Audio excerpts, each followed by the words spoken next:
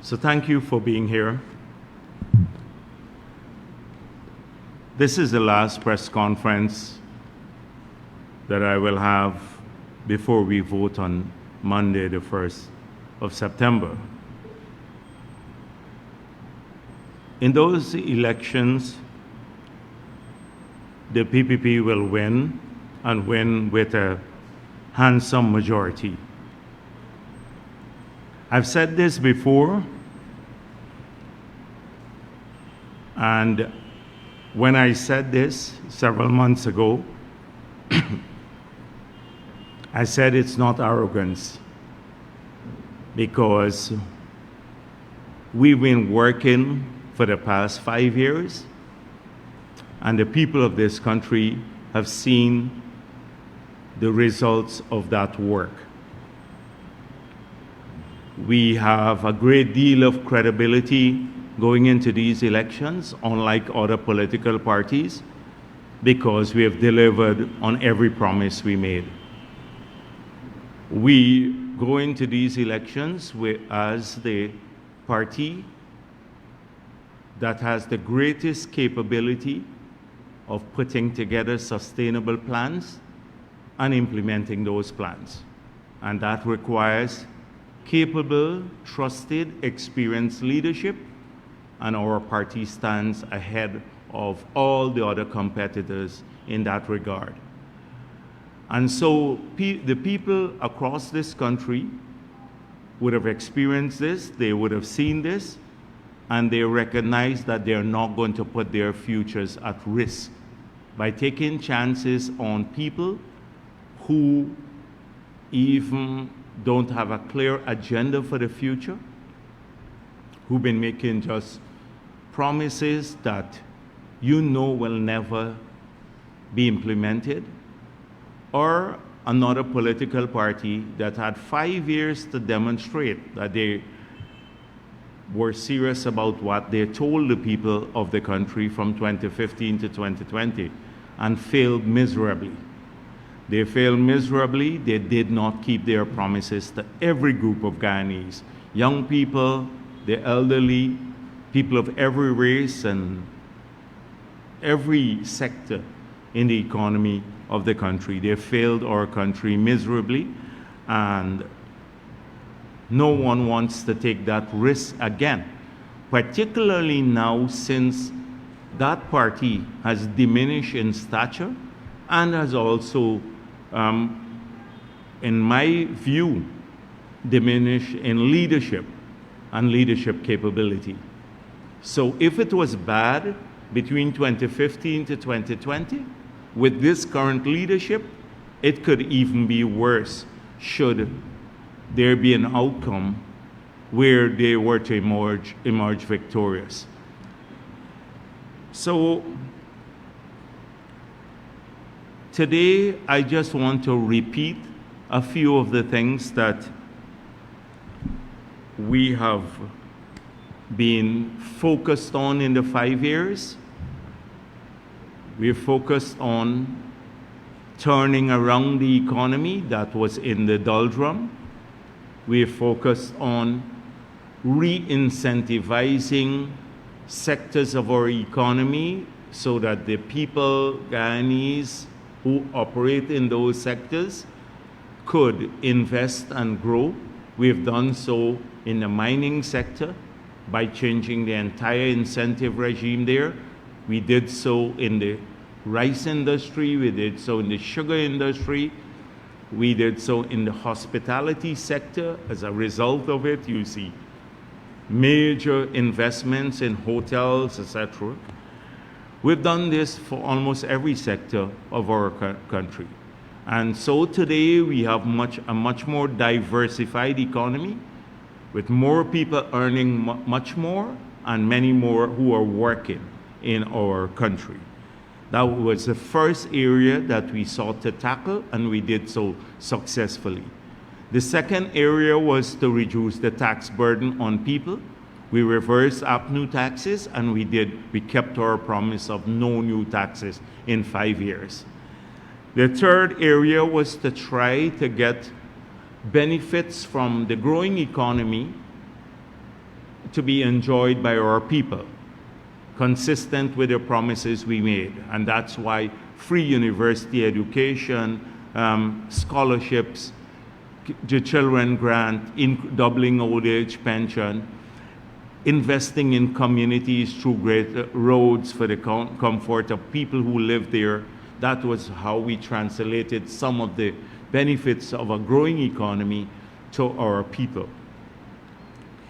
So these are just some of the things that we have worked on. We have worked on advancing our case at the ICJ. We're at a point now, a crucial point, where the completion of that process would require leadership, experienced leadership. So as we move forward, we do need capable leadership to continue to navigate our economy to greater prosperity. It's not simple. Our economy is going to do well in the oil and gas sector, but there's a risk to it too.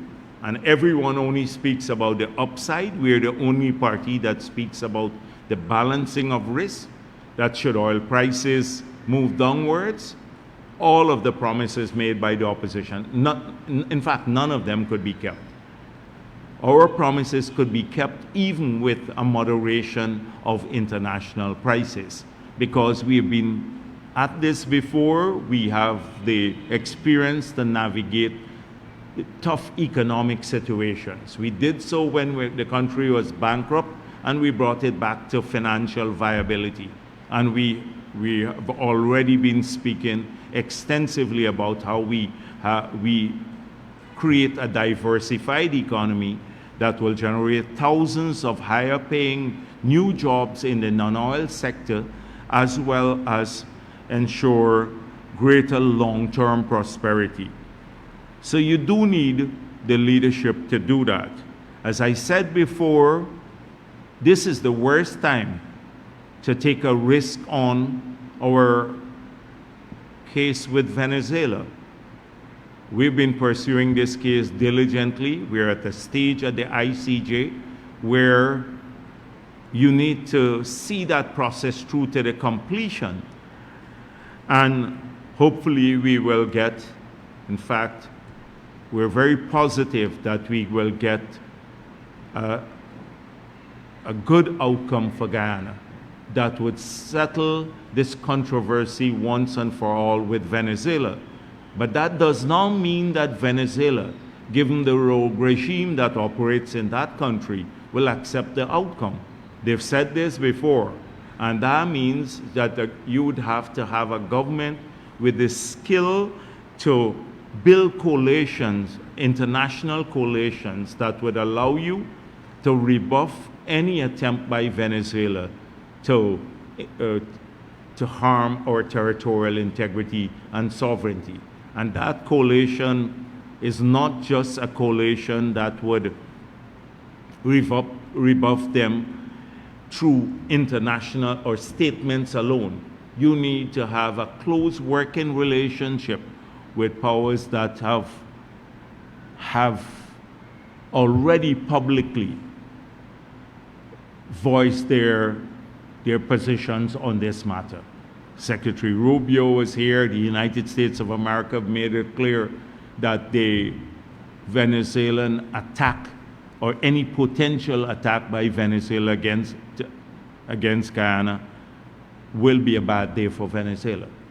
So you need a leadership that can build this coalition. President Ali has demonstrated, and Mark Phillips, that they are capable of getting international support on this matter, and also working closely with the US and Canada and the French and everyone else to keep Venezuela at bay.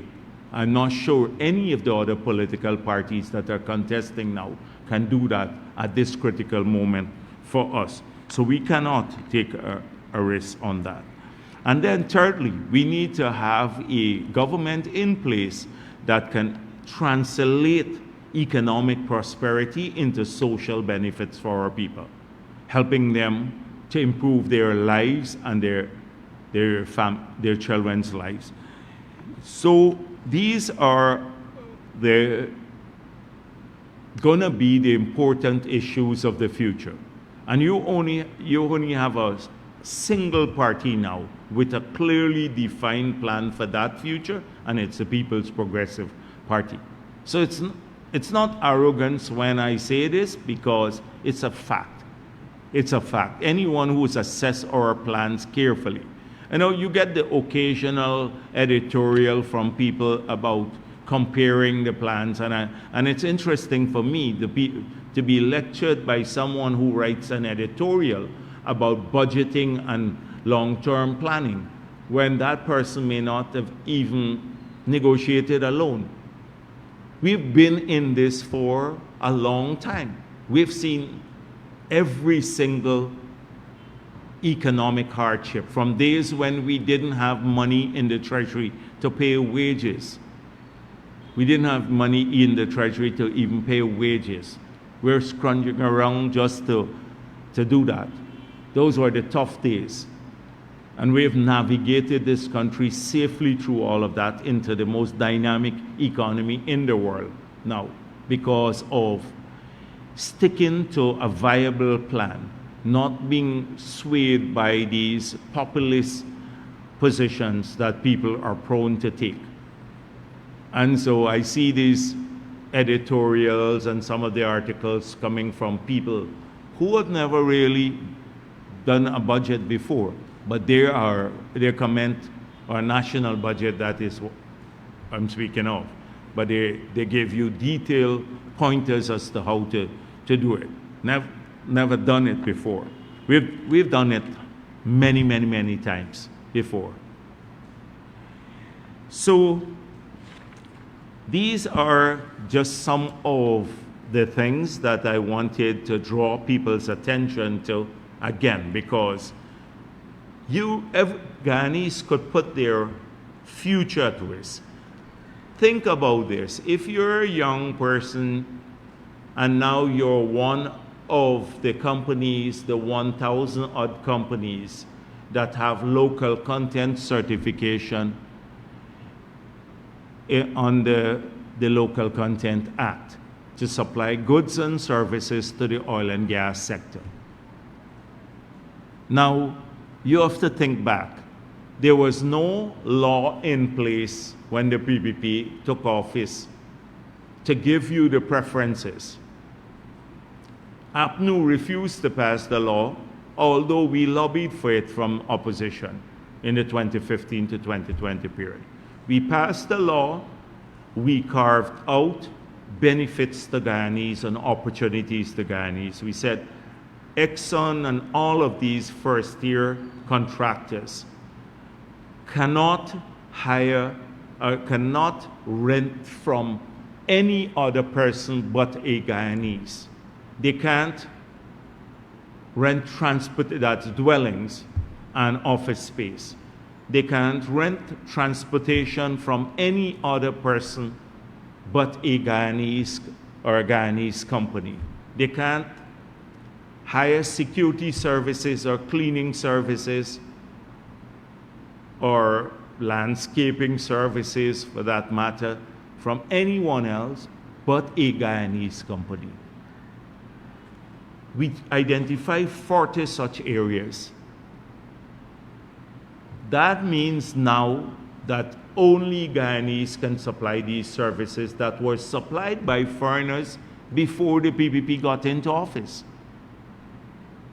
So imagine you own one of these 1,000 companies that are listed there now. Why would you ever want to put that at risk? Because you know that the two other political parties, or the major parties that are contesting, they are clueless about what to do in this regard. You know that the PPP government has made it clear that we're not only going to protect our companies and create more opportunities for them, but we intend to amend the law further to ensure that there are more carved out for Guyanese companies. So instead of earning $700 million US per year, these companies, they can grow maybe to $2 billion US from the sector in the future. And these are only our people earning that. Because of that law now, we have about 10,000 Guyanese who are working in the sector directly because there is a prohibition in the law which says that they have to submit, every oil and gas company have to submit now a local content plan for labor, and they have to show over time how they will replace, if they need foreign labor to work in these sectors, how over time they would replace these by Guyanese labor. And not just at the lower end, but right all the way up to management level because of that law. So why would the thousands who are working there ever want to put their future at risk with these infantile or the infantile position of these two political parties on the oil and gas sector? So those people have a vested interest in the continuity of a PPP civic government because they know we'll be deliberate and we'll work for Guyana like we did, and now they're benefiting from it. Thousands manufacturing things now in Guyana. If you look at the in More, that bond that was there now, just started manufacturing components for the oil and gas sector. Soon the percentages of procurement for manufacturing in the new Local Content Act will climb so that we can then promote more manufacturing companies owned by Guyanese here. I don't want to get into too many details on that.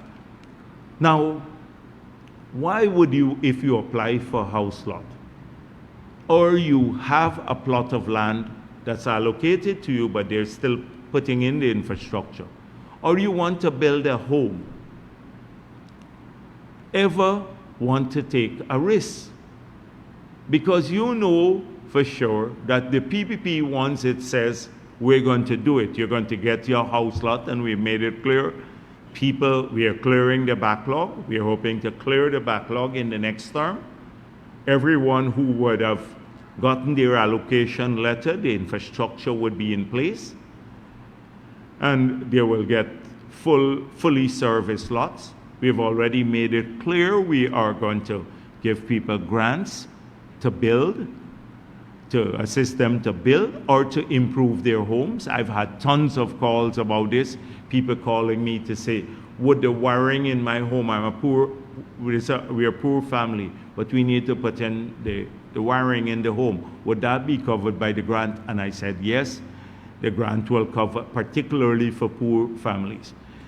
We've made it clear that in the next term, we want to do 40,000 house lots. That means more people can get core homes faster because we do 8,000 houses. That means about 8,000 houses per year.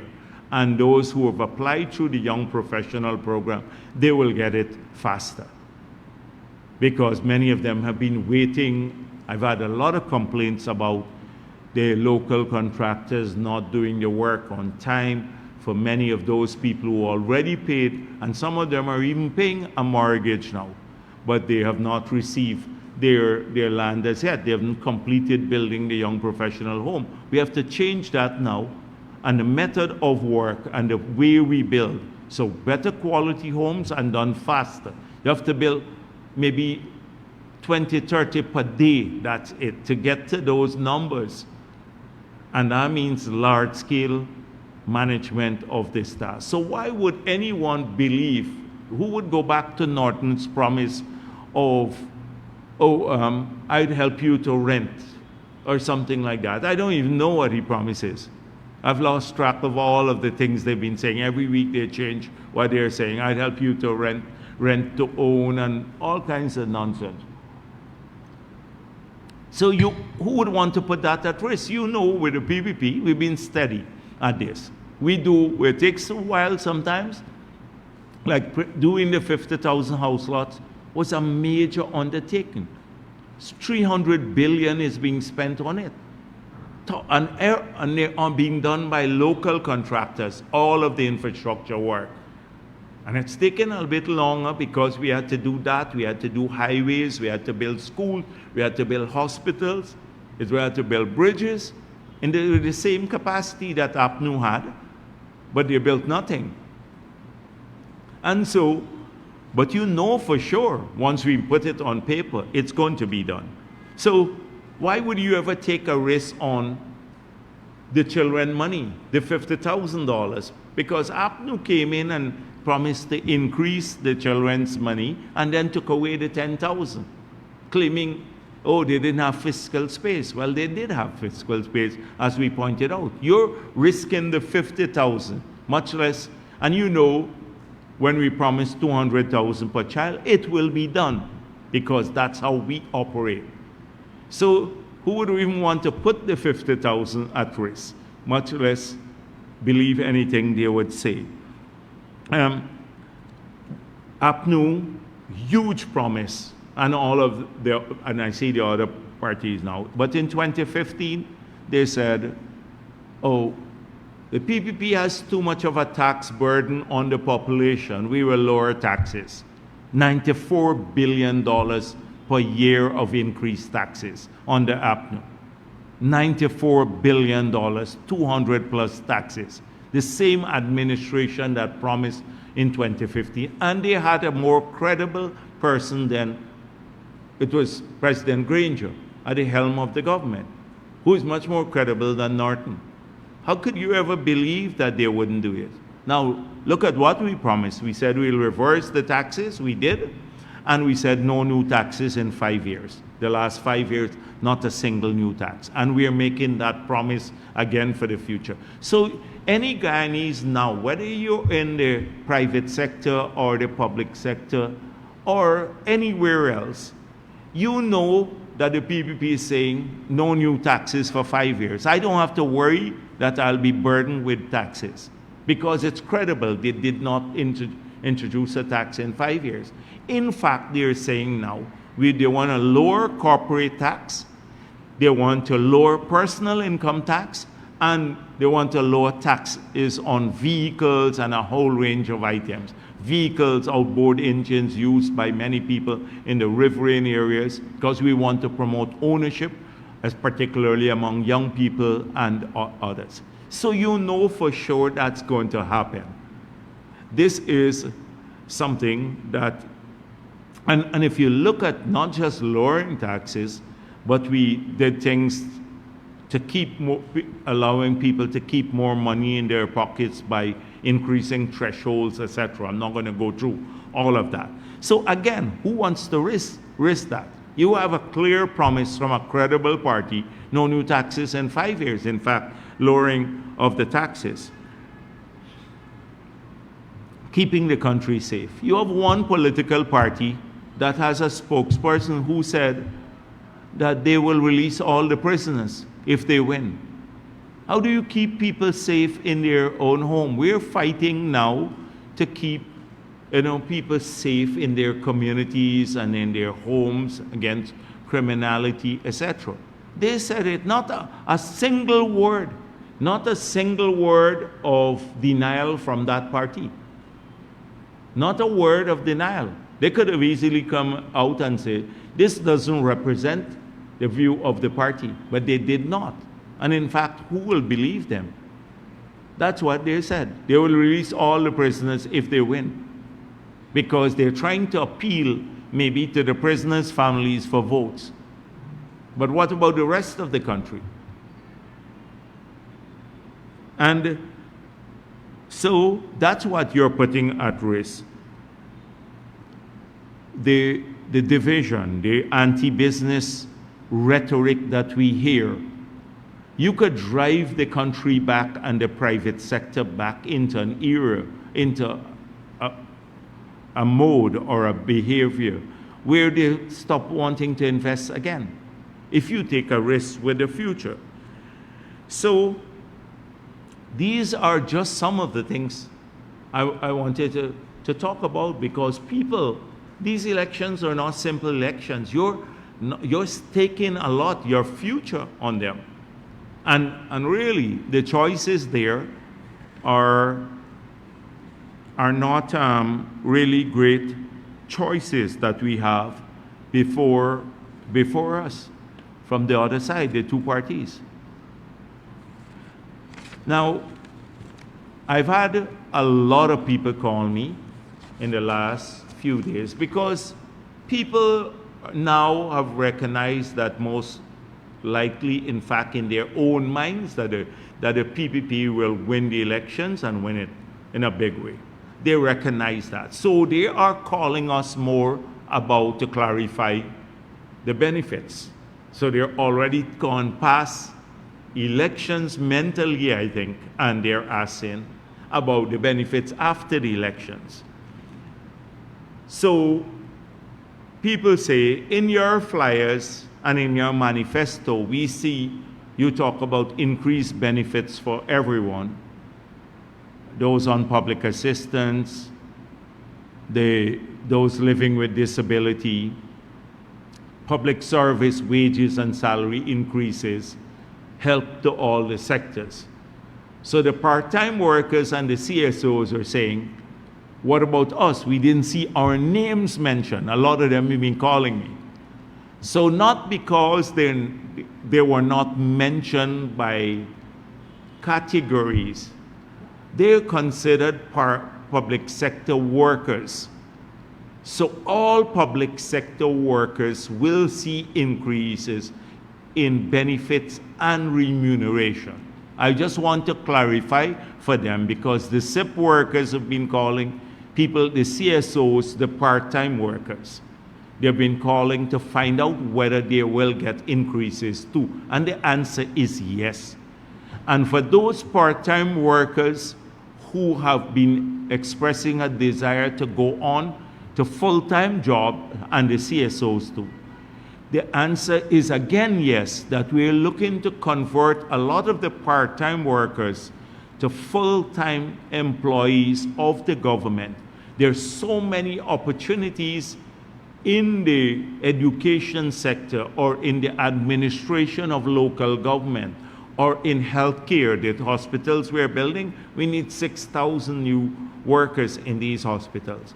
That would allow us to convert a lot of the people who are working now on a part-time basis into full-time jobs with the benefits there too. So if they're watching me, because I've seen my email, not email, my WhatsApp and the party's pages, they inundated with this sort of question, because people know now that we're going to win the elections. So they want to find out if they're part of the benefits that will also come their way. The second thing is the sugar workers were finding out a bit more. I've seen a lot of queries from sugar workers and their families, because they've been hearing again the rhetoric from APNU and the others that, oh, sugar will not survive, that we plan to get out of sugar completely, and the answer is no. That's a lie again. In fact, sugar will only survive if the PPP is in office. APNU made it clear they're going to shut down sugar. If you look at the Starbuck News was critical of us, saying we made some new promises to the sugar workers. So the sugar workers are aware of this, because some of these political parties have a few people that they pay that sometimes go to the order line before the workers go into the back dam, and they spread a lot of lies. They've done this in the past. AFC did it a lot in 2015. WIN has paid some people to go down there in the order line and mislead a lot of the sugar workers. So they've been calling to clarify.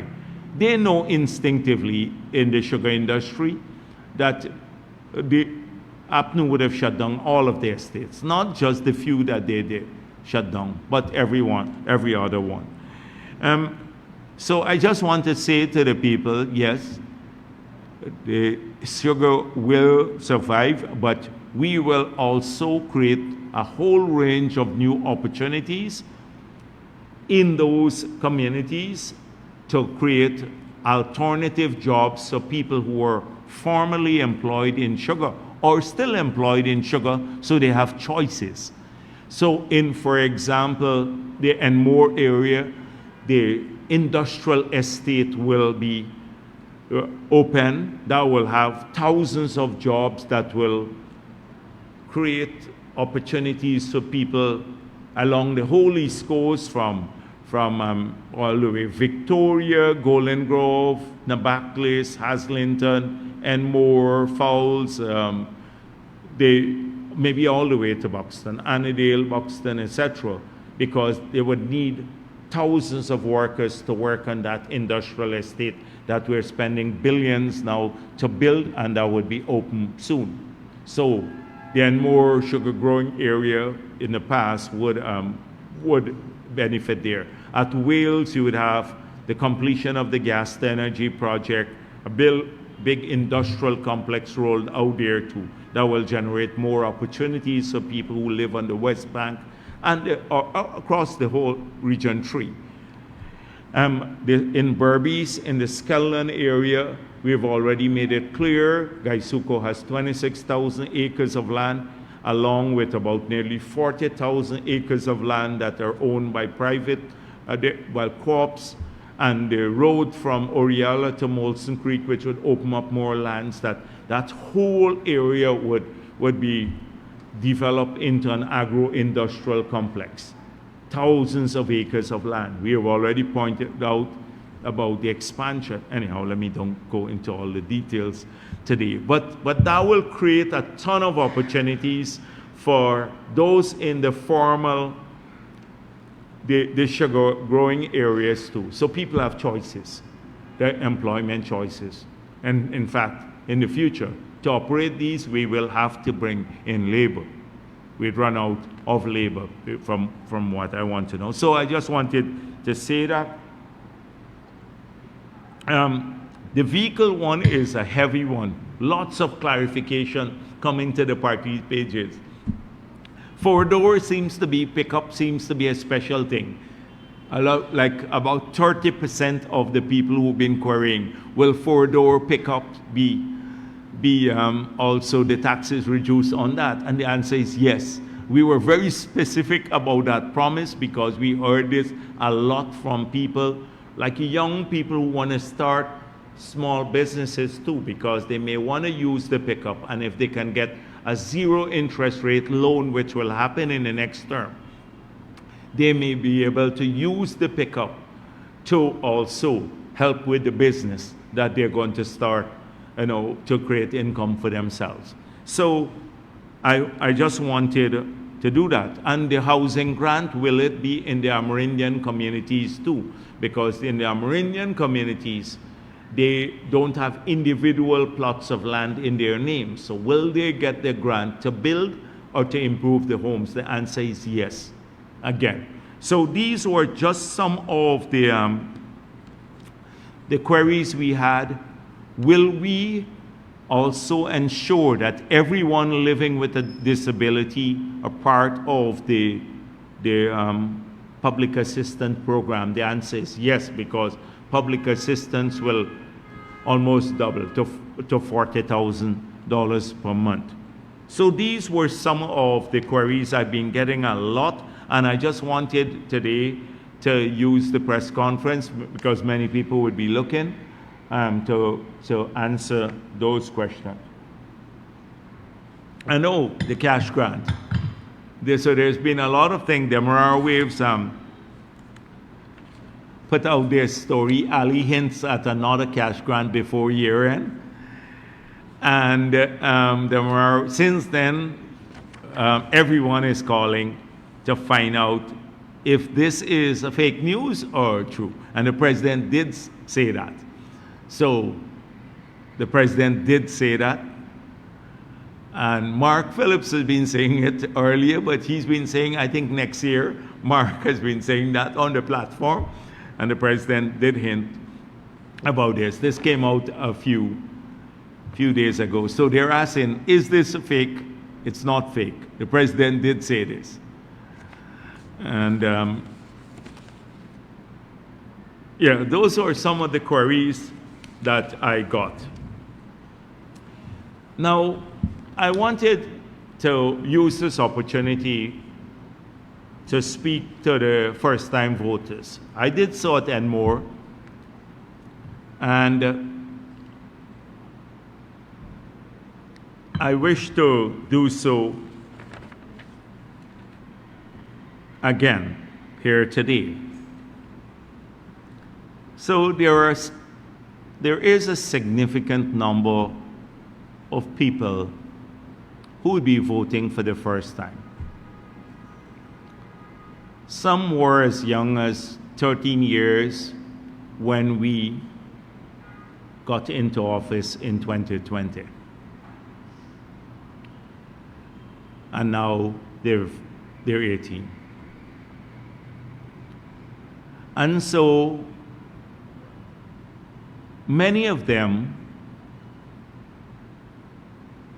get most of their information about what is happening in the country from social media, because that generation spends a lot of time on social media.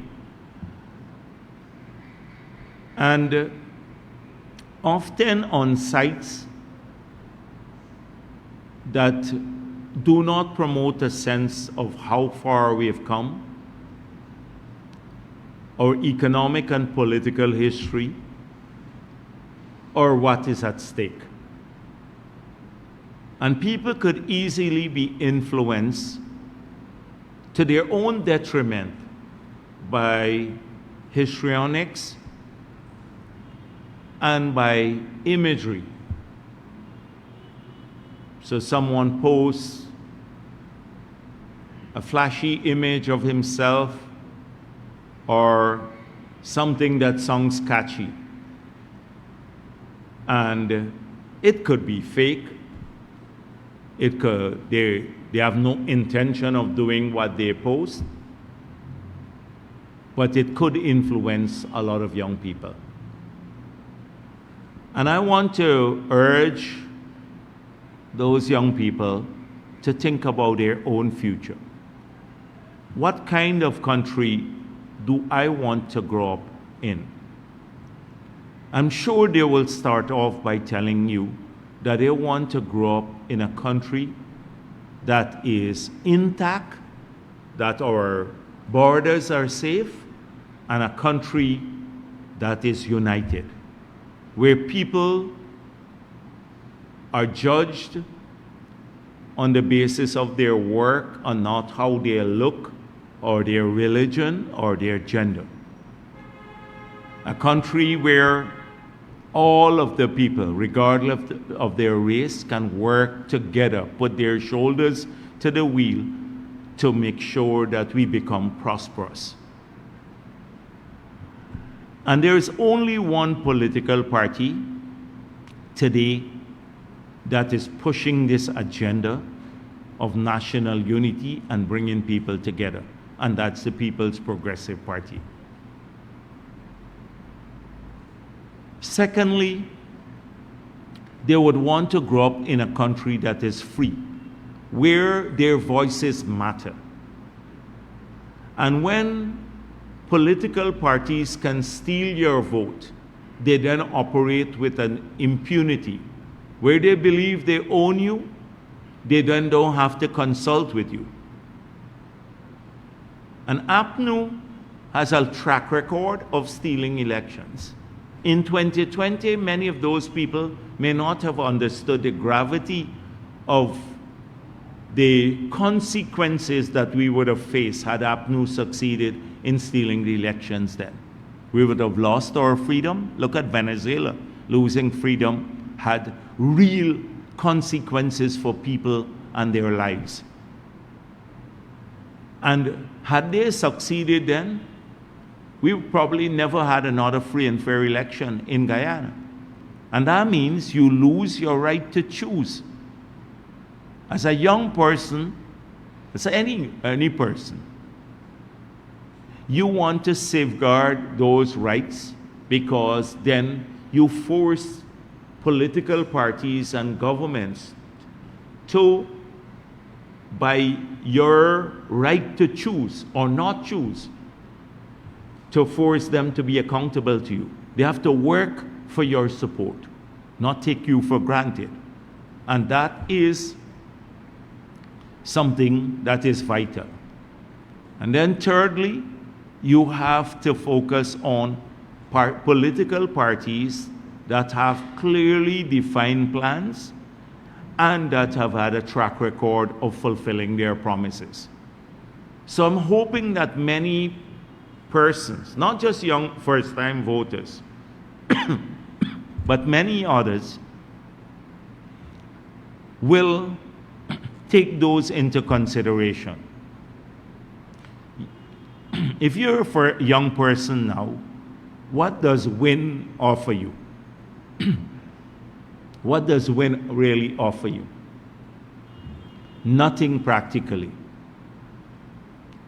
Look at the motley bunch of misfits that they've put together that are abusive, beating up women openly, or every day threatening to kill people, vilifying the president, his family, everybody. They work in this environment of vilifying people who don't support them. Look at the recent abuse by one of the Mohammeds against another member of the family, because that member of the family dared to support President Irfan Ali and pointed out that Azruddin Mohammed is not, well, it's not suitable to be president. And they know him from the inside. So they've not offered nothing to young people except a bit, some money, and then having to you have to fight for your money. And they believe that they can just buy people's votes, but nothing happens the day after. So an APNU, on the other hand, what are they going to offer? They've had a chance when that party was more credible. Young people have no future with them too. And so the first-time voters and others have to look at these things beyond just the social media imagery, etc. And that's good, that's fine. You know, people, it has entertainment value and everything else. And we have a free society. But I want to urge them to think seriously about their own futures. The second thing I want to address are these polls that will pop up from now until the election results are announced.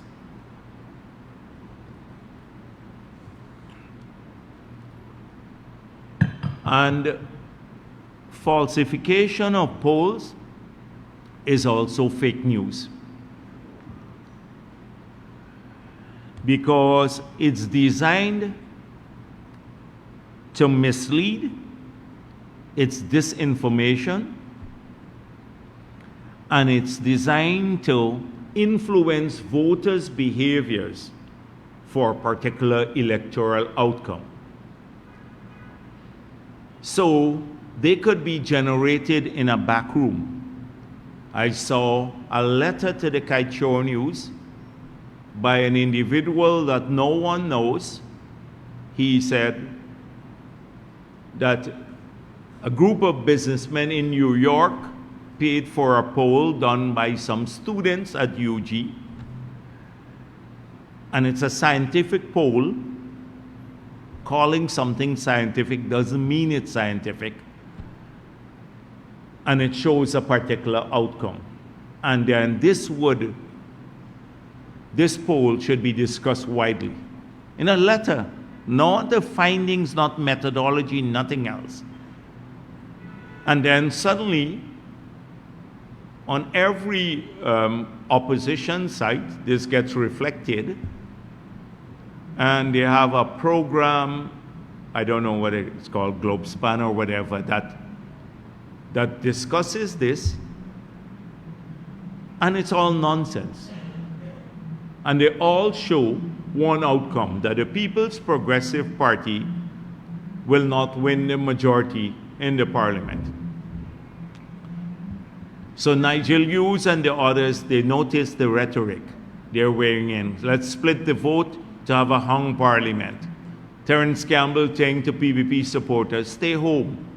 Stay home to PPP supporters. You stay home so we could win in the APNU. He wants the PPP supporters to stay home so they could screw up the country again. Yes, so this is the same thing coming from everyone. It's designed to create a narrative out there that is false. So at one time, crowds matter. And when the PPP started getting huge crowds, and they're getting small numbers of people, then crowds cease to matter anymore. When Wynne was doing their photoshopping, right? And like in Linden, and they put up the same faces many times and created a big picture, they Photoshop people, and put up, they had a massive crowd in Linden a month or two ago. Crowd mattered at that time. They started off their rally, and they said they had 25,000 people until someone flew the drone. And then you saw they had a few hundred people last night. But they had 25,000 people on their live feed. So if anyone, who is focused, like drank the Kool-Aid and just stick on their live feed, and then show the tight shots of only the speaker speaking, and then just pan the camera a little in the front row, you would actually believe it until that happened. So they're very schizophrenic. One time, their lives matter, the crowds matter, and another time, crowds don't matter. So they're going to create APNU. On that poll, APNU get a massive number of seats in the parliament and win. Now, this was APNU in 2020 in Carriverton. This was APNU in Carriverton last night.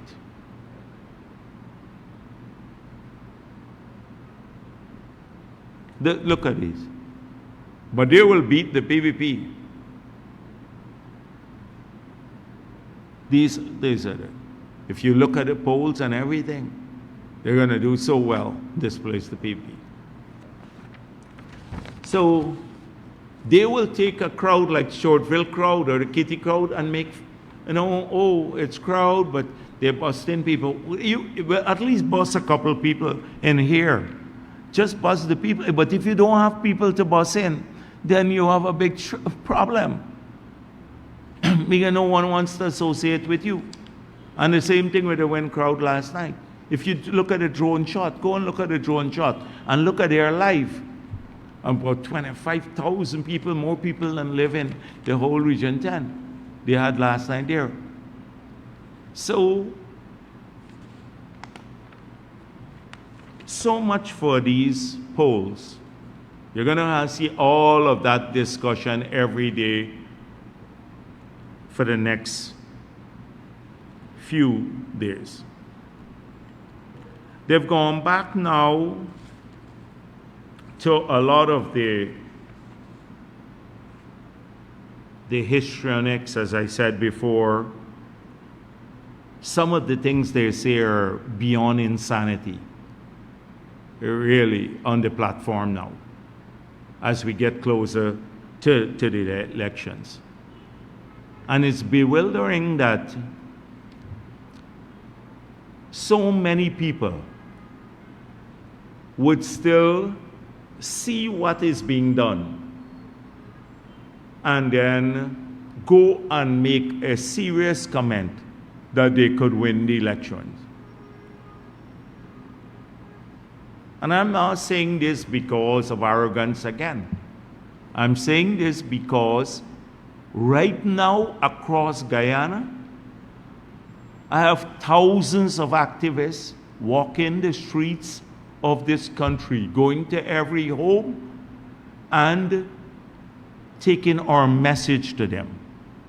A message of progress, a message of hope, a message of national unity. They see it in our activists. They see people of every race in our teams going around together. And in every community. In the Amerindian communities, it's happening too. And here on the coastal communities. We're making calls to people at home and respectfully asking them to support us. This is done around the world. I saw some of them have a problem with that too. They have that we will call someone and say, you know, we value your vote so much, we're going to ask you to vote for us, not take it for granted. We'll call you and ask you and then listen to you. And that is what we're doing. There are lots of our activists who are doing that. And I see Mosley and the others, trying to run down these people. So we're working for people's support and vote. The others take it for granted or believe they can just buy people's votes. Buy them. Now, I want to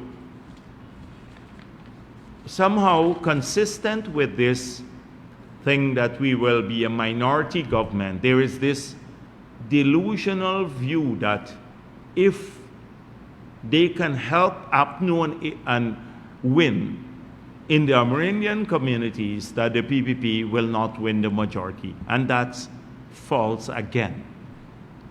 False again. And we'll get a chance to come back to this in the future. So let me show you how this is helped along by news media. The opposition is weak in making its case because it has no credibility whatsoever. So they help them along. I'll give you I look at two articles. Today, editorial in the Starbuck News. Now, the editorial of a newspaper, it's the newspaper's policy. So they can claim that it's written by someone else, but that when the newspaper publishes an editorial, that's the view of the newspaper. So today, there is this editorial, and it says equity in health. And it talks a lot about what's going on globally around health, about indigenous people's health. And then it comes down to Guyana. There is an overarching tendency to treat Amerindians like passive recipients of aid, rather than the custodians of knowledge, culture, and resilience that they actually are. This has been practiced by multiple administrations, the private sector, and at times even civil society. And then it goes on to say, every man, woman, and child in Guyana deserves the same chance at a healthy life, whether they live in Region 1 or Georgetown. We share that view. And talk about indigenous as though we're excluding indigenous people from health opportunities. What are the facts? What happened in the 2015 to 2020 period? Nothing. We know what happened already. Amerindians lost 2,000 jobs. The land titling program stopped. The development of health and education practically tanked because they cut budgets for the regions. Very little was spent on capital. We know what happened. But let's look at what is happening now in healthcare. We put out a flyer here, which is going to the Amerindian homes. And under the health sector here, it identifies, we couldn't list all the things we've done. But right now, we're building 3 general hospitals are under construction of the same quality as the ones on the coast, that the 6 we have opened up, with greater capacity to do telemedicine. They're at Maruka, Cato, Maruka in Region 1, Cato in Region 8, and Letem in Region 9. And soon we're going to award another one of a similar nature at Camarang in Region 7. We plan to upgrade the Bartica Hospital or build a new one there too. These are under construction. Over 17 billion for the 3 alone. They ignored all of that.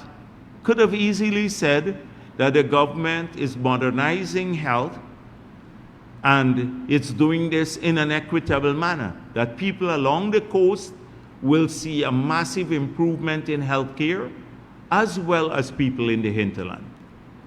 We've eliminated the shortages of drugs in these areas that were so rampant when I was in opposition, going to these villages, talking to people.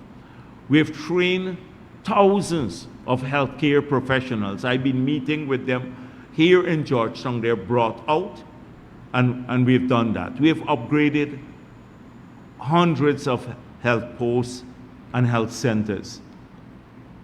So that is only on healthcare. But today they had to drag, we're treating the Amerindians badly in that regard too. So I can go down. And then what is interesting is that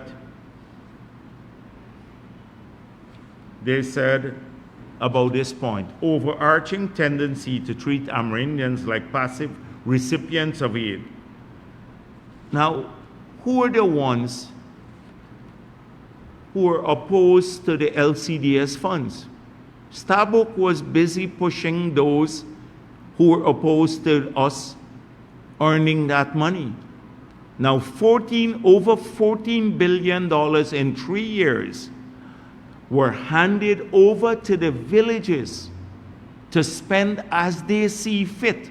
That doesn't look like passive recipient of aids. That sounds like a very active engagement from the community, because these villages, 240 odd villages, receive 14 billion from LCDS, the LCDS funds alone, leaving out presidential grants, leaving out the tractors, leaving out the 36,000 solar panels that were done there, the 15 billion spent on roads, all of that.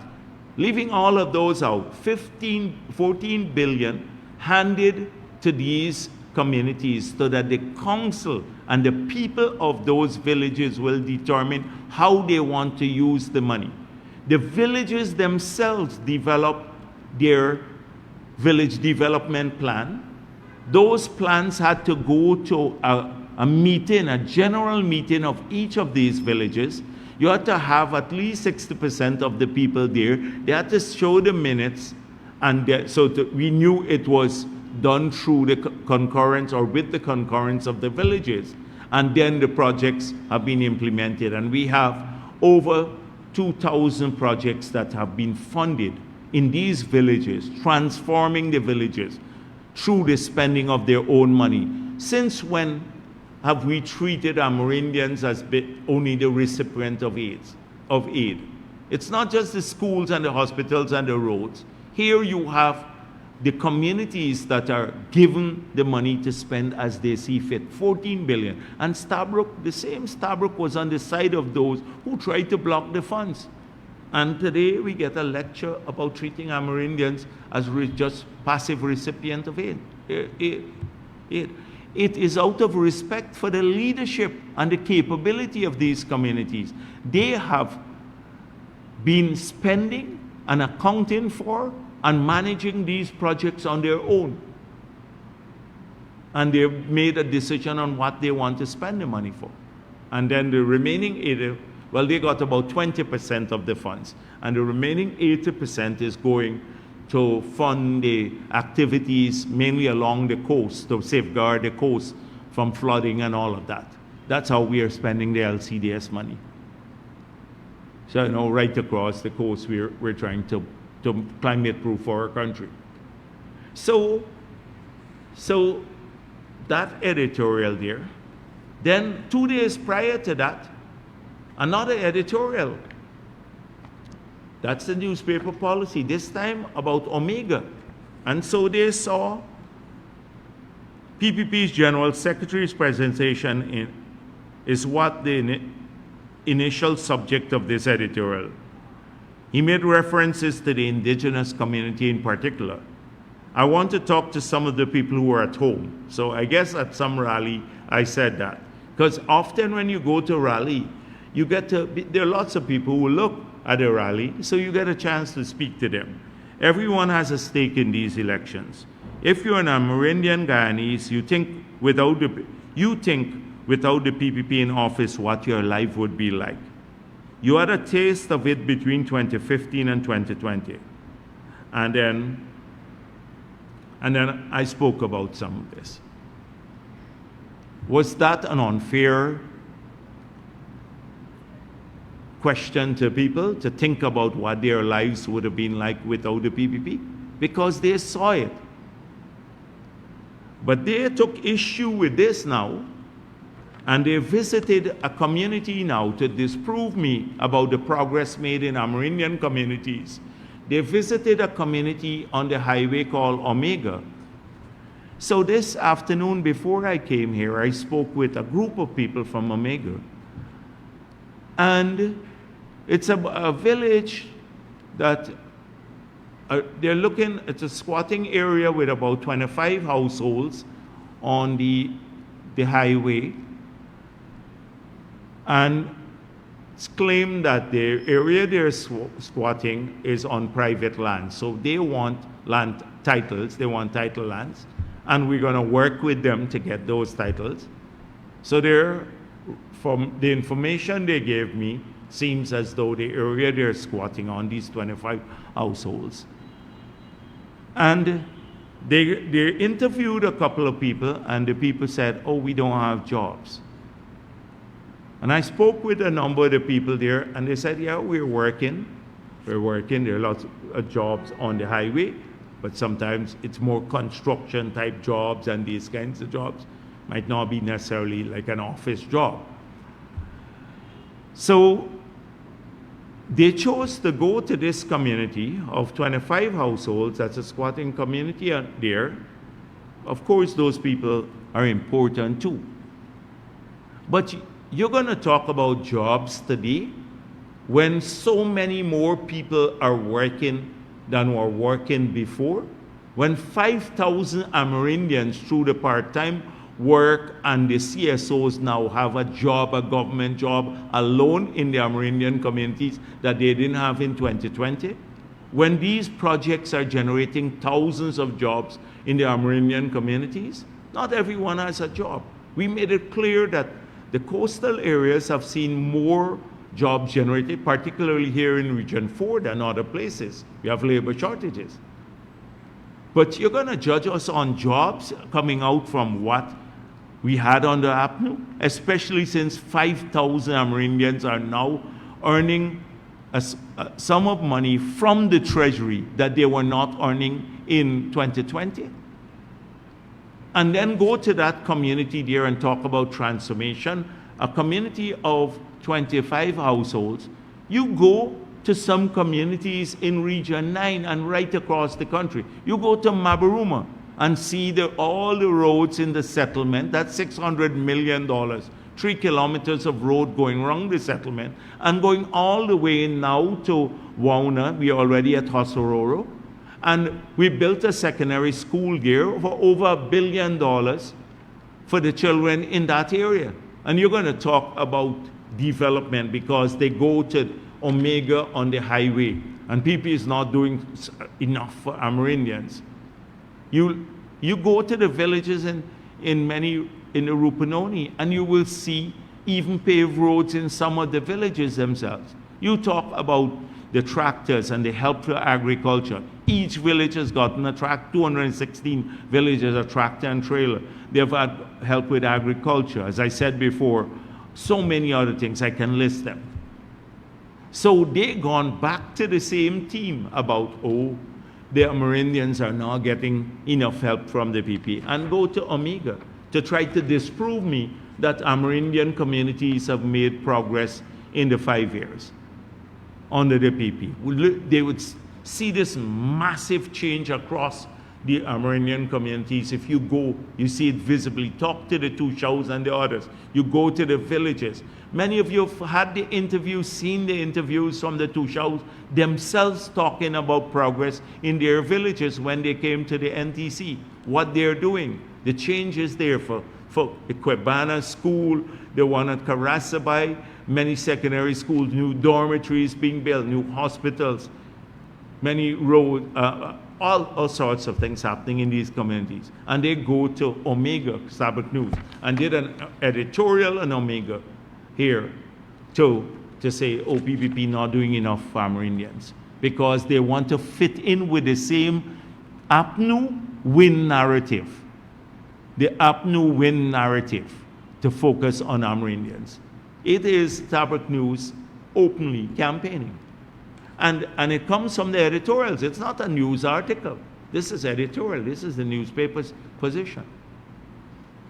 So I can easily go on to talk about this. We're not just fighting the opposition. You're fighting these haters. They come from a group. They don't feel good for the country when our people are making progress. When we're united, they seem to believe that they can lecture the editorial or the Starbuck News and some of the others, like the Christopher Rams of our society. They can lecture about good governance. They don't want to see our people united and strong. They feel they're sour people for our country. They're from a different generation that just can't just feel good for changes in Guyana and our people making progress. These are just some of the things I wanted to talk about. There have been a lot of focus this week on domestic violence, and it's something again that if you look there, the manifesto, we have to not just strengthen laws. We have to, coming back at this, we have to change the culture. We have to ensure that it's not acceptable in any quarter for this to happen.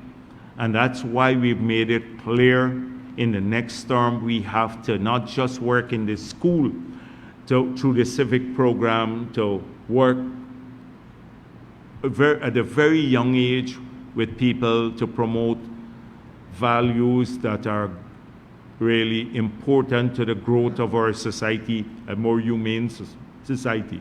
But immediately we have to start doing what the president promised, that is working with our religious leaders and the NGOs to try to get ahead of this.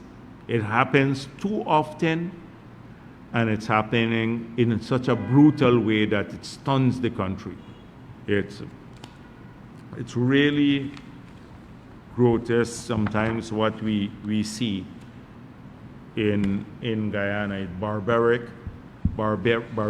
medieval type of violence. And it has no place in a modern society or a humane society, barbaric and medieval. Those are the only ways I can think of about this, the violence. So to end, as I said before, this is the last press conference before the elections. Doesn't mean this is the last time I'll speak to the media before the elections, but I want to urge the PPP supporters who are looking and others who are well-wishers to make sure that you already vote. There are lots of people who've been calling me, calling to Freedom House. I forgot, but I should have gotten a WhatsApp number to announce here today. So you can call in to that number should you need any help to move. A lot of people been calling, like some people from Region 1, they want to go back. They're in Georgetown, they want to go back and vote. People from Region 3 who now have to go to Region 5 to vote. There are lots of them who did not take a transfer. They keep calling Freedom House and inundating us. I want to assure them that if they have any such difficulty, contact our activists on the ground or come to Freedom House or contact us through one of our party pages. We'll put up a WhatsApp number soon and they will get the help to go. I want to urge people to make sure that they turn out very early on election day. Do not worry about the so-called threats from the other side. That's the usual thing. When they see a defeat staring them in the election, they always start using threatening language. APNU has done this in its entire history, and I saw the win candidate doing the same sort of thing now. But he's very tight with APNU, so he borrows from their playbook a lot, and therefore no one should worry unduly about this. We've been assured by the security forces that they can deal with any attempt to disrupt the poll. GCOM has stated it's ready. We are ready as a political party. I therefore want to urge people not to listen to the naysayers, etc. It's about your future. Don't take a risk with it. Thank you very much.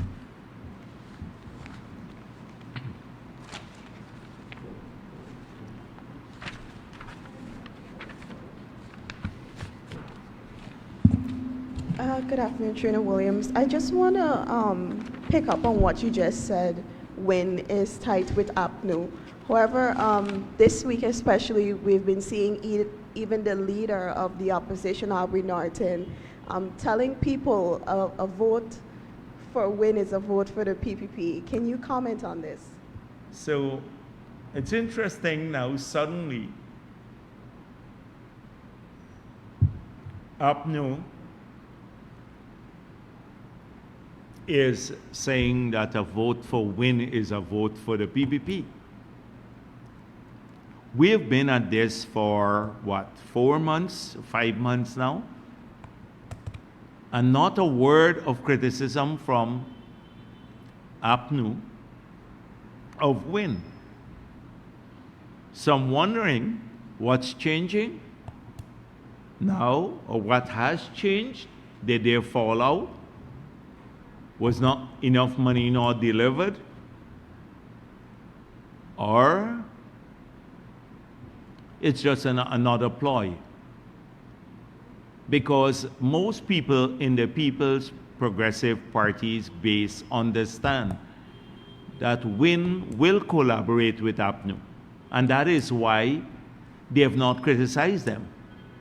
You know this instinctively. People in Guyana are not stupid. So they know the party that has been pointing out the criminality of the Mohammeds has been the People's Progressive Party. And they have The Win party has only been criticizing and lying about the PPP. You know, we sanctioned them, we're vindictive against them. They never said anything bad about the 5 years of APNU. Or, you know, the practical destruction of the country or their attempt to steal elections. So they never criticized APNU or AFC.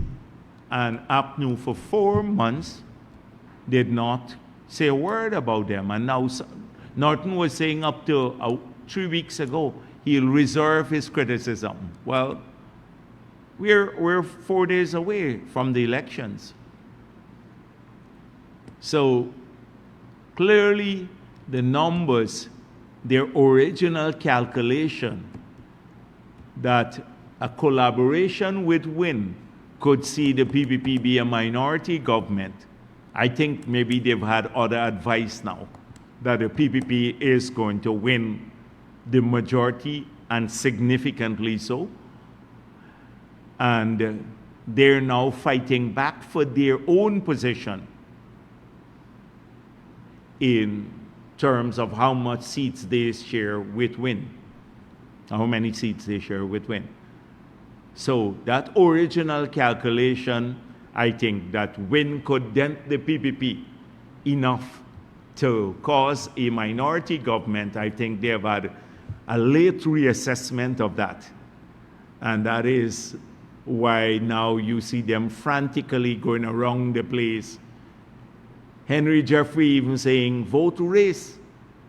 You know, they're panicked all the time. Henry Jeffrey even was on the platform saying, vote race, the elections. So that's how I see it. But any sensible Guyanese would know that if they felt that way, why didn't they say it for the past 4 months? Why didn't they speak about, suddenly they think Mohammed is corrupt? Why didn't they say it for 4 months? Why did the Mohammeds not say anything about APNU and their track record? A lot of the camp, they were deep collaboration. Look at how many ministers and members of parliament. You remember Mohammed said he will be taking people from the PPP and from APNU? Well, who did he take from the PPP? No, couldn't be Brian Max or Doggy or Fatah.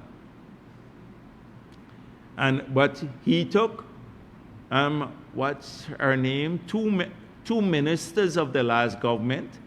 I forgot their names. Tabitha and, no, Natasha is a member of parliament. The other one, Don Hastings, and then a member of parliament too. So it's a tight cola. They were sharing personnel. And I'm sure Primus used to get instructions from Congress Place too. Because when I see the criticism of Jagdeo, it's the same thing that APNU used to say about me all their lives. I see the Mohammed saying the same thing. So they were sharing, they had a common playbook. They were setting up each other's camps in Essequibo Coast. Queenstown, we caught them and they ran in a building when we saw the WIN people setting up the tent for APNU's meeting. We knew of this before. So they were sharing when they probably thought that they could bring the PPP down in a minority government. But now, clearly, they've reworked their numbers. They've seen it, and they're not stupid people too. Although sometimes they act that way. Yeah. Dr. Jagdeo, Mikhail Rodriguez for Daybreak News. No, I have to deal with the Mohammeds, yes. Moments ago, GCOM PNCR appointed commissioner staged a walkout while discussions about Monday's elections were happening. What contingency plan does your party have in place to ensure that the PNC, who seems to have seen the writing on the wall, does not derail Monday's elections? Well, this is typical of those appointed by the PNC. And so it's not surprising that they walked out. But GCOM has to do its work, and there's a provision when there's a walkout, that if the next meeting, if they're given appropriate notice and they don't show up, then the proceedings, the business of GCOM can continue. So I hope that GCOM continues the work to be prepared to host the polls. APNU is in great confusion. On the morning of the discipline services vote, they had sent in a spreadsheet with people to be accredited to accompany the boxes. And half of the people didn't show up. And they had to replace them at the last minute. We could have objected with a last minute replacement because I gather some of them even showed up without accreditation to be polling agents for the party. But we said it doesn't matter. Once they're there, let them be there so they can see that the poll is conducted fairly. But they're in a massive confusion, so I wouldn't put it past them to do a walk-around. Yeah. Dr. Jagdeo, Cordell Joseph from Livewire News. Just 4 hours ago, the APNU posted a video with the caption, "A vote for the smaller parties is a vote for the PPP to continue corruption." How would you respond to this, given that no members of your party are a part of any of the smaller parties contesting in this upcoming elections?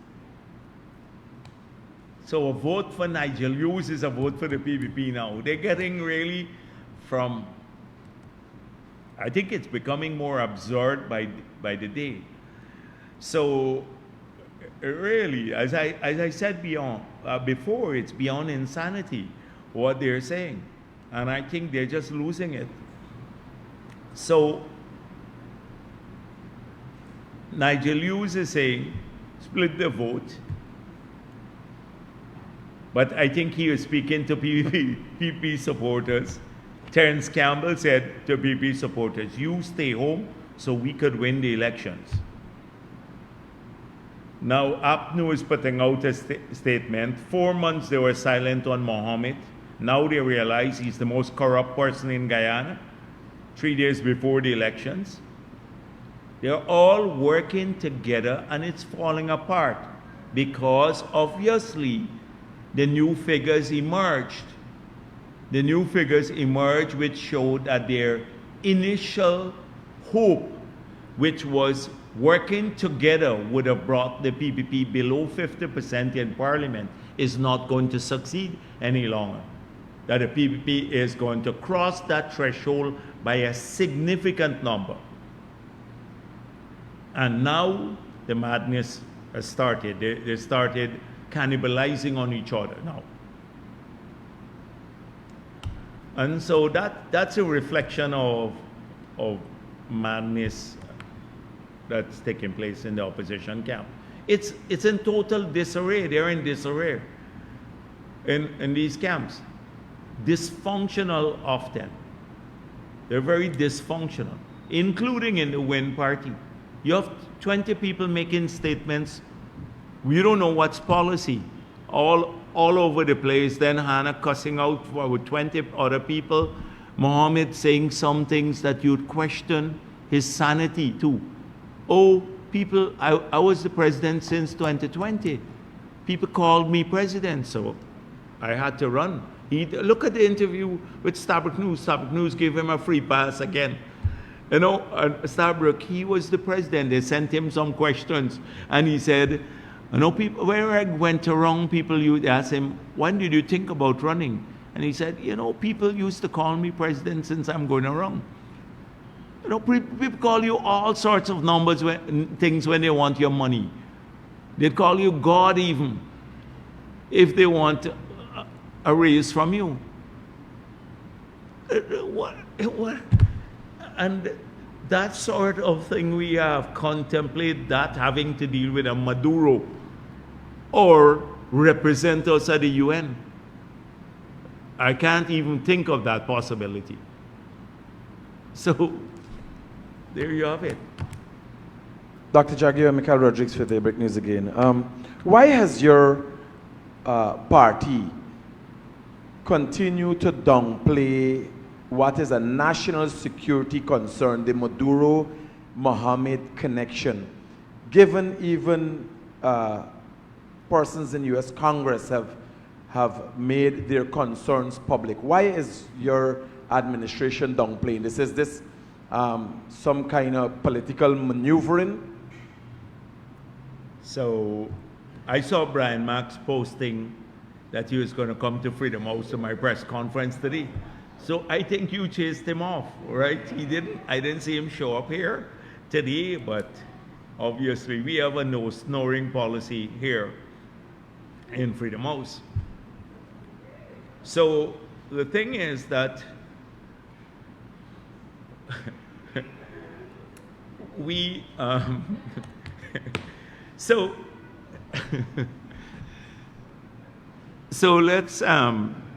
let's get back to this. We have not downplayed. In fact, we are the only political party that has pointed out that this link is a serious one. And we're saying to the media, how come you're concerned about everything Venezuela? How come you're concerned about Venezuelan threats to our sovereignty?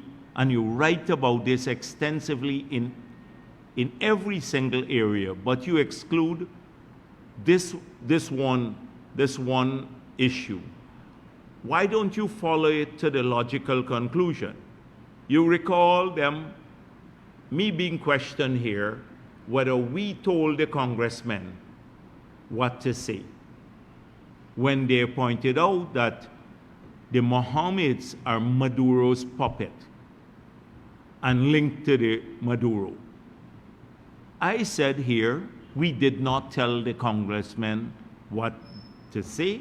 In fact, it would be really presumptuous for us to think we could tell a US congressman what he must write or what statement he must issue or tweet.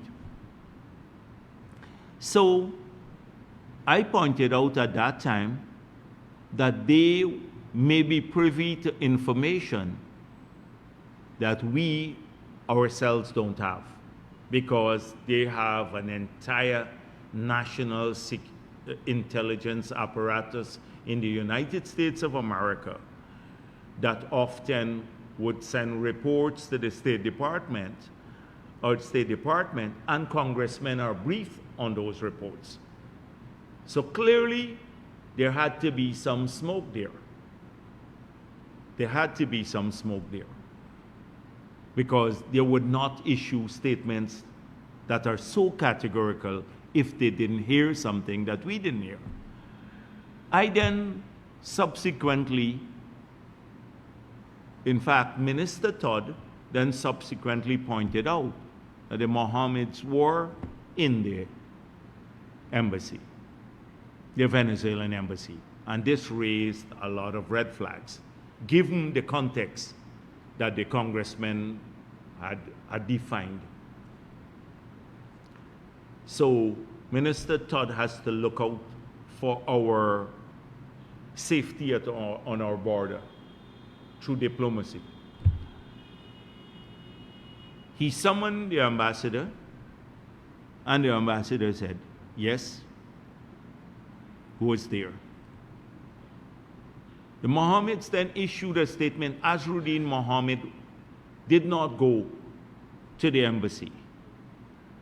And I pointed out, you think if Nazar Mohammed went to the embassy, who is the father, that Azruddin and Hannah would not know about it?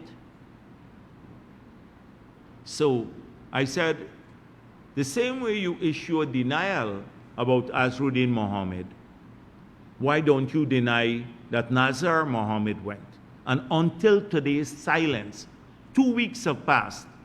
They refuse to answer that question, because the moment they answer the question truthfully, then the next question would be, what was he doing there? You couldn't go to Venezuela on vacation. Nobody wants to go there on vacation. So what were you doing there? And that would be the next question. And they're mortified. They're fearful about answering that question. So, but the media left it. It's just there. I said, end my career now by just denying that you went there. He has not denied, he refused to answer it. Hannah Mohammed and Azruddin will talk about everything under the sun and abuse everyone, but would not answer that simple question. Was Nazar Mohammed in the Venezuelan embassy? Did he visit the Venezuelan embassy? One simple answer, yes, no. Why? The question is why. And so you're saying we're downplaying it. You in the media have been downplaying it. Members of the media, we have done what we can. APNU didn't say a word about it. On another issue that threatens sovereignty, you remember they said we're not doing enough. They walked out of Parliament when we had a motion before Parliament condemning Venezuela. Are we not doing enough? And here you have US congressmen saying their Mohammeds are tied to Maduro, and they're not saying a word about it. And we've seen the help when that Facebook page, Essecubo is ours, was established. We believe that the Venezuelans and Venezuelan trolls were helping the Mohammeds run it. They were running that page. Essecubo is ours. So it plays on it. It looks like, Guyanese, but really, it's a double play on the word. And that, if you go on, I don't know if the page is still up. Now, we may have taken it down, but in that regard, what's this? Yes, I saw this. They asked that already about the commissioners walking out. So, go and see if the page is still there and see all the comments. And including occasionally you see someone or a couple of people like break into Spanish on the page and stuff like that. So, don't blame the PPP for this. The relationship between Nazar Mohammed and the Mohammeds and Maduro is so much so that the foreign minister decided to call in the ambassador to ask him, what is it that the PPP has seen or evidence that the PPP has that would cause such concern?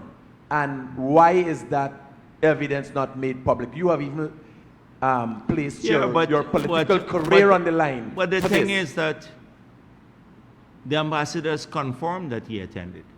You're asking for evidence. That's what he's saying. Show me evidence that I attended. I hope if the evidence emerges, then what story are we going to hear about that after that? But he's refused to answer. It's a simple yes, no answer. Did you go or not to the embassy? And because the next question would be, if the answer is yes, what were you doing there? Were you looking for a vacation in Caracas? Or did you go there to get instructions or to receive information? And so that is what the media will not pursue. That is what the media in Guyana will not pursue. They could easily go when when they walk around the place and have these meetings, go and ask them about it. Just like you do normally, media people do. They just say, you know, until now we have not seen a clarification from the Mohammed camp. You can talk about everything under the sun, but did Nasser Mohammed go to the embassy? And they would say, and if so, why? Oh, simple question from the media. They would not answer. So I believe we have done our part in already bringing to the matter to the fore. And this is it. Yes, go on. In your lengthy political career, have you ever seen a political party contest elections and don't even have a prime ministerial candidate, a placement of a prime ministerial candidate? Have you ever experienced that before? Is it something normal, or as is being touted in the public, Maduro is intended on choosing the prime ministerial candidate for Mohammed? Yeah. Well, I don't know who touted that Maduro is choosing their prime ministerial candidate. But it is the arrogance and the impunity with which they operate, even worse than the PNC.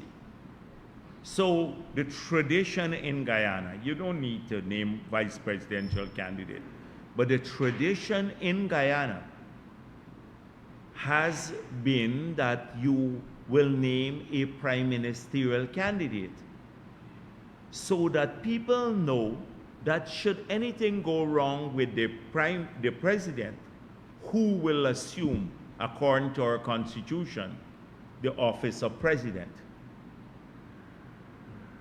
Now, this camp, we are 3 days away, 4 days away from elections. They have not done so as yet, and again the media has allowed this to be a sitting issue. Every day Starbuck News says this man promises some aluminum factory now he wants to build in somewhere. But they can't deal with that one question and stick with it. Every day positive things, media, etc. But not a single, ask him, when are you going to do this? And the answer is, I believe, you would see they'll probably rush to do it over the next couple of days once we start talking about it. But I have no confidence that even if he names someone now, that he might be doing it out of convenience. I believe this is a family enterprise, that using people, that he wants to put his entire family, if he wins the elections, but of course he's not going to win the elections, but he wants to put his family in charge of everything. Everything. That's it. It is an enterprise.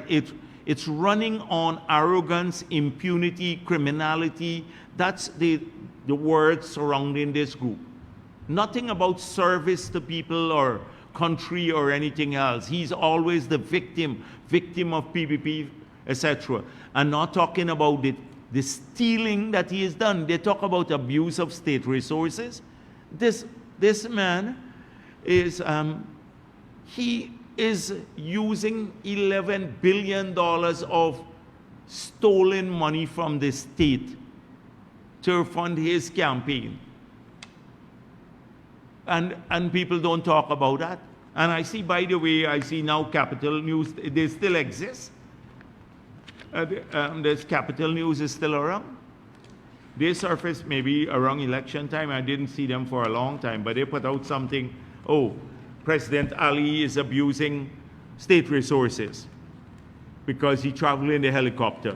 And I just want them to refer to Ramjatan, what Ramjatan said here. We don't take government money to buy our flags or our caps or our t-shirts like APNU did. We didn't take government money to put up any billboard. It's people's money that the party raised to do this stuff. But the president is the president, so they complain about it, and this is what Ramjatan said. Use of state resources for APNU FCA campaign, an advantage of incumbency.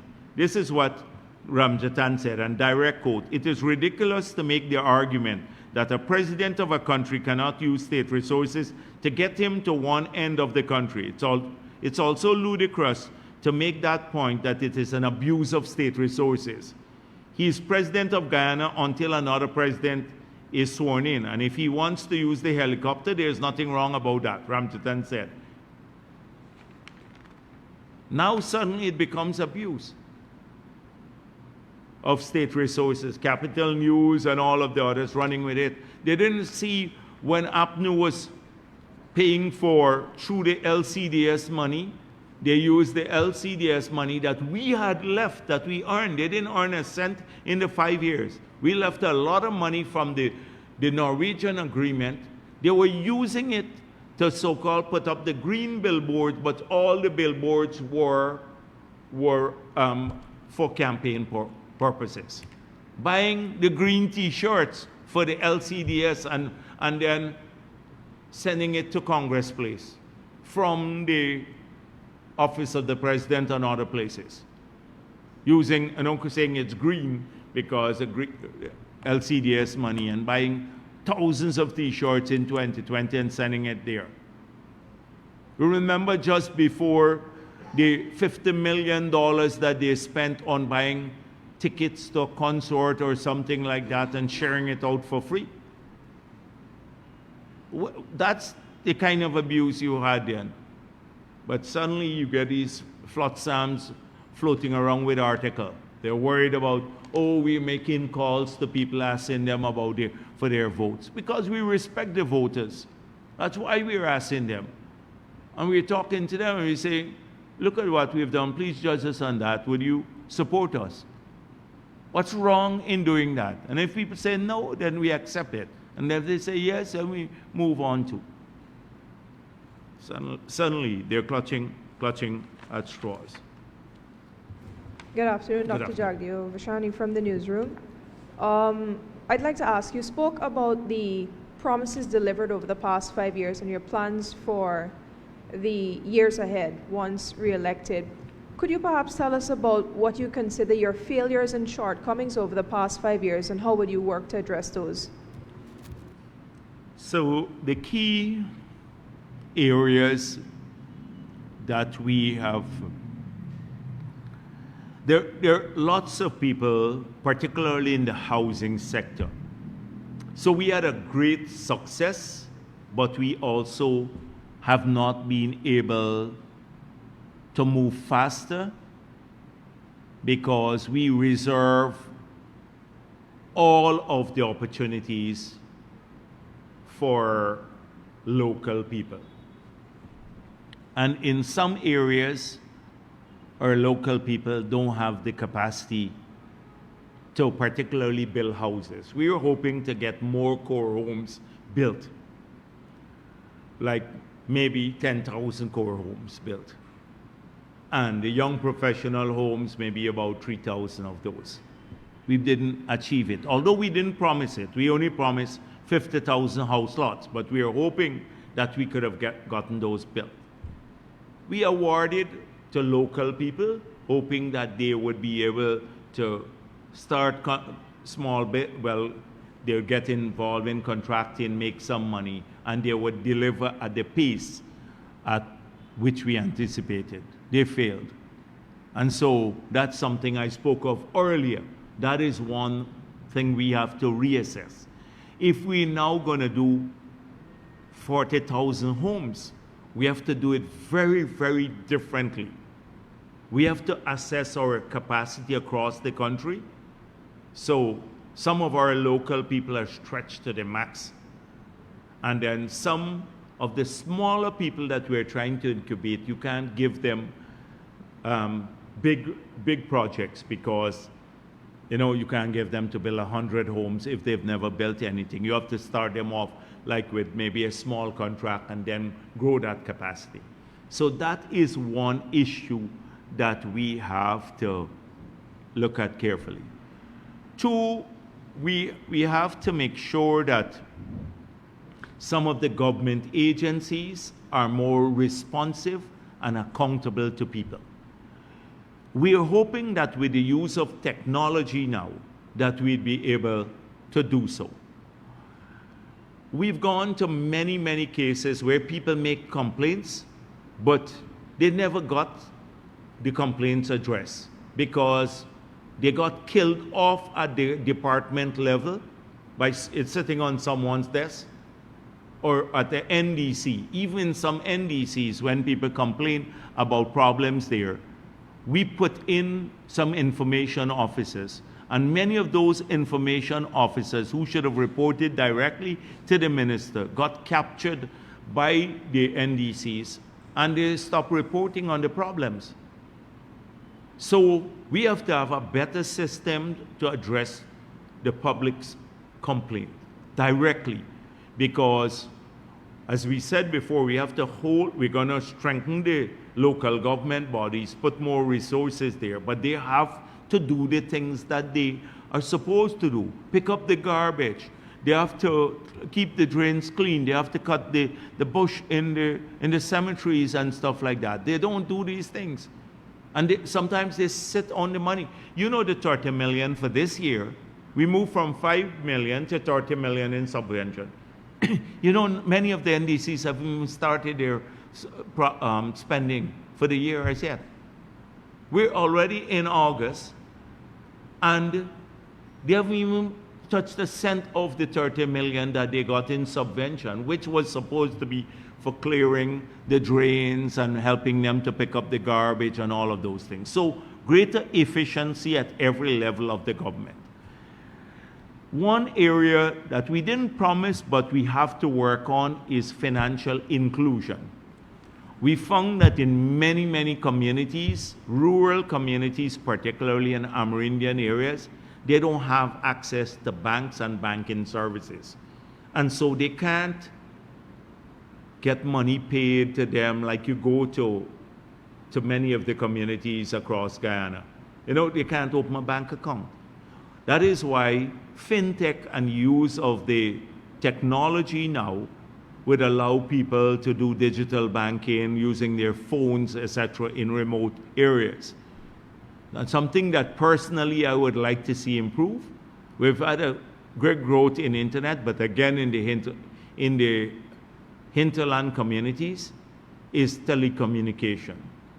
We liberalized telecommunication, got more fiber optic cables in, the cost of bandwidth came up. But when I go to Latam, I have a GT&T phone, I can't use it. I can't use my GT&T phone. I went there to Latam the other day.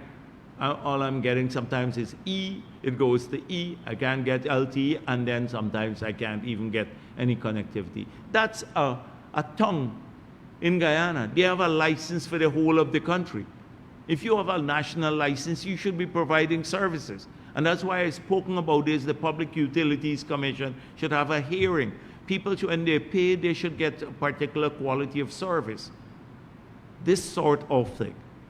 GPL is another issue. Electricity.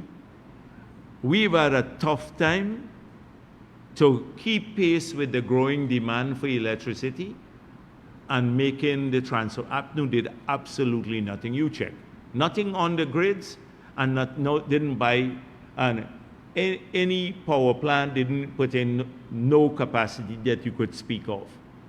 So we came back into office with the old system that was there. We left in 2015. Nothing, but the demand is changing now. People, more hotels, more homes, etc. are being built, more businesses. And then they had killed the project we had hoped to come on stream. That was 2017, the hydropower. And then they also didn't use the $85 million that we left in the account at the IDB to do the solar project. It was left there for hydro, but they could have used it for solar. They didn't use it. We're using it now. We struggled. We've been struggling. We put in nearly 200 megawatts of capacity through the power ships and buying new plants. We're upgrading the grid. We struggle.